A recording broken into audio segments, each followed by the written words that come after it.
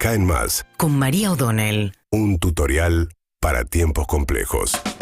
Bueno, ayer fue Miguel Pesa, el titular del Banco Central, a defender el proyecto de presupuesto para el año que viene que mandó el Poder Ejecutivo y que tiene una pauta inflacionaria para el año que viene del 60%, que según el gobierno sería, según dijo Massa, es un cálculo prudente.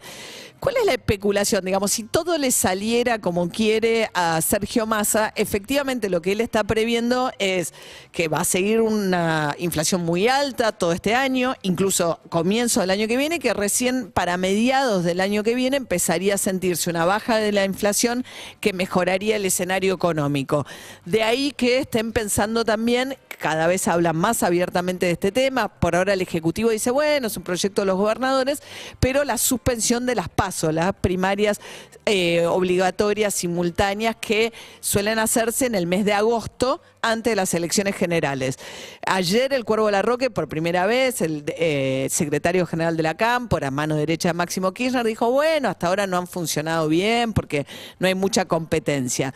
¿Por qué? Porque lo que están evaluando en el gobierno es que si efectivamente logran evitar un salto brusco del tipo de cambio y efectivamente logran lentamente ir bajando un poco la inflación, el año que viene, recién a mitad de año, estarían en condiciones de ir más competitivos frente a todos a una elección por la situación económica. Supuestamente coincidiendo con que efectivamente el 30 de junio finalmente esté inaugurado el gasoducto Néstor Kirchner. Ya empezó la planta de Tenaris del grupo Techint en Valentina Alsina a prepararse para generar ahí los caños. Vienen las chapas de la misma empresa que importa de Brasil y ahí como que le hacen la costura y en base con esos caños harían el gasoducto que llegaría hasta Saliqueló, provincia de Buenos Aires, permitiendo la salida del gas de Vaca Muerta, gas no convencional, y sobre todo demandando mucho menos dólares para la importación de energía. Este año se gastaron 6.500 millones de dólares de déficit y fue la gran restricción externa de este año con precios muy altos por la guerra de Rusia contra Ucrania.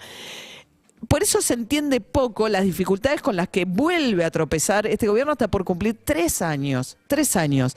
Llegó con el tema del subsidio, que fue lo que generó el gran déficit en el segundo mandato de Cristina Fernández de Kirchner y que le generó mucho los problemas económicos con los que terminó estructurales el gobierno de Cristina Kirchner.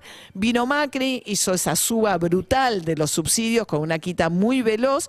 Llega Alberto Fernández y vuelve a generar un problema donde no lo tenía. No lo tenía porque ya había hecho los aumentos Macri y vuelve a generar el problema del peso de los subsidios a la energía sobre las cuentas públicas, congelando el precio de las tarifas públicas. Arrancó con Macri, congelando a fin del 2019, pero por pandemia, después vino la inflación, etcétera, etcétera. Ahora se suponía que a partir del 1 de septiembre arrancaba la quita progresiva de subsidios.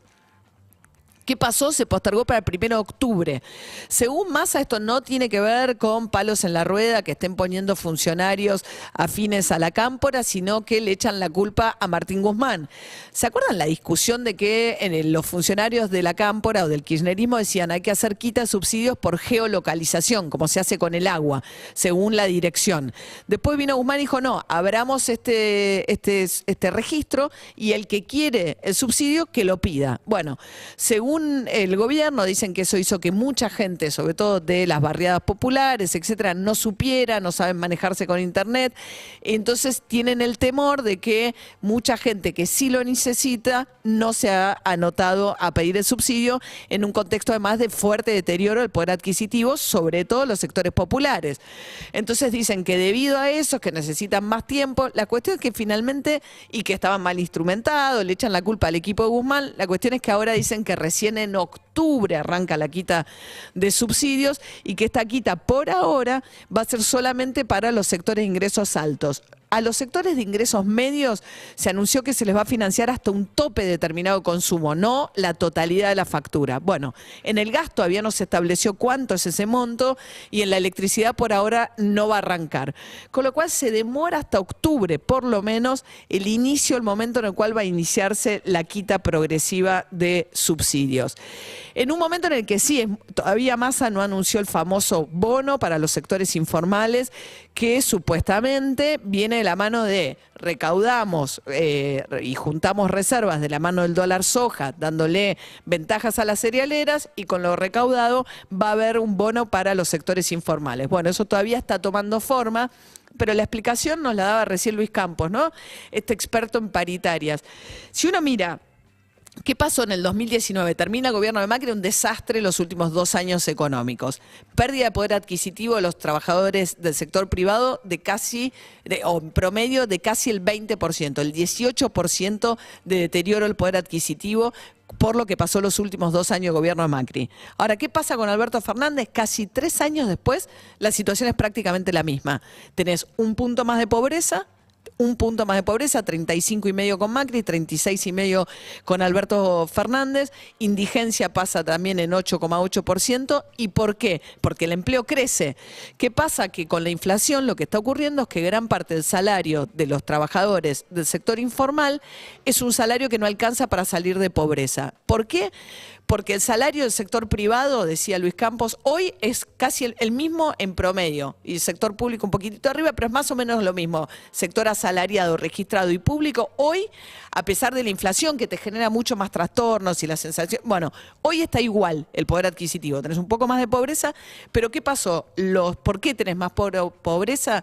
Porque el sector informal perdió, hoy tiene un 10% menos de poder adquisitivo del que tenía a fin de diciembre de cuando termina el gobierno de Mauricio Macri. Supuestamente, cuando anuncien el bono, va a ser para reforzar justamente el salario de ese sector o los ingresos de ese sector, pero con suerte lo que va a quedar es una situación muy similar a la que había 3 años atrás.